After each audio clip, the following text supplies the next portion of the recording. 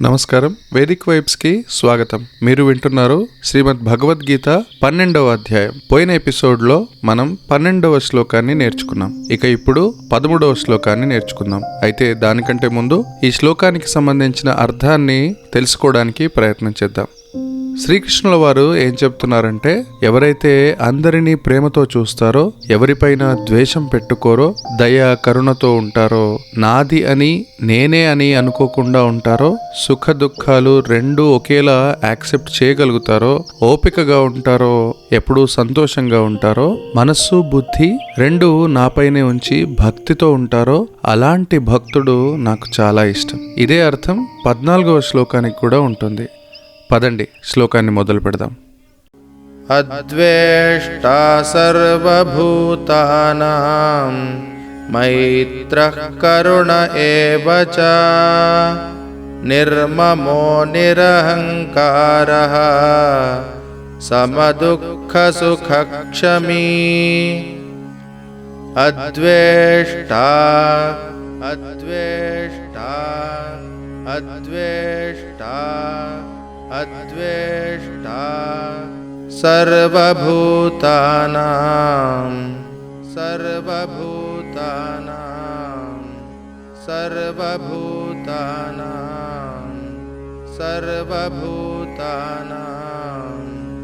మైత్రః కరుణ మైత్రః కరుణ మైత్రః కరుణ మైత్రః కరుణ ఏవ చ ఏవ చ ఏవ చ ఏవ చ నిర్మమో నిర్మమో నిర్మమో నిర్మమో నిరహంకారః నిరహంకారః నిరహంకారః నిరహంకారః సమదుఃఖ సమదుఃఖ సమదుఃఖ సమదుఃఖ సుఖక్షమీ సుఖక్షమీ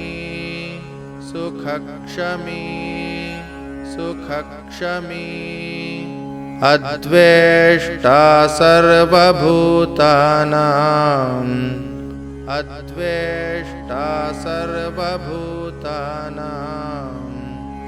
అద్వేష్టా సర్వభూతానాం అద్వేష్టా సర్వభూతానాం మైత్రః కరుణ ఏవ చ మైత్రః కరుణ ఏవ చ మైత్రః కరుణ ఏవ చ మైత్రః కరుణ ఏవ చ నిర్మమో నిరహంకారః నిర్మమో నిరహంకారః నిర్మమో నిరహంకారః నిర్మమో నిరహంకారః సమదుఃఖ సుఖక్షమీ సమదుఃఖ సుఖక్షమీ సమదుఃఖ సుఖక్షమీ సమదుఃఖ సుఖక్షమీ. అద్వేష్టా సర్వభూతానాం మైత్రః కరుణ ఏవ చ అద్వేష్టా సర్వభూతానాం మైత్రః కరుణ ఏవ చ అద్వేష్టా సర్వభూతానాం మైత్రః కరుణ ఏవ చ అద్వేష్టా సర్వభూతానాం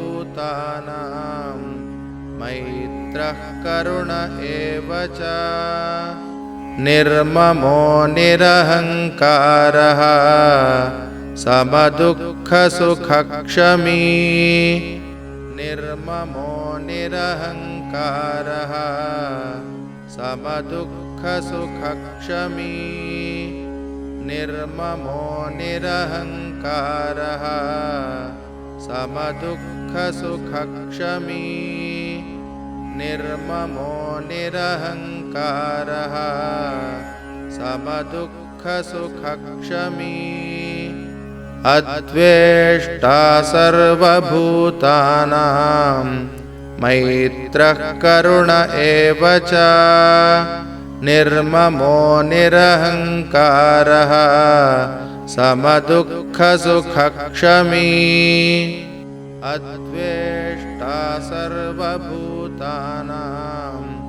मैत्रः करुण एव च निर्ममो निरहङ्कारः समदुःखसुखक्षमी अद्वेष्टा सर्वभूतानां मैत्रः करुण एव च निर्ममो निरहङ्कारः समदुःखसुखक्षमी अद्वेष्टा सर्वभूतानां मैत्रः करुण एव च निर्ममो निरहङ्कारः समदुःखसुखक्षमी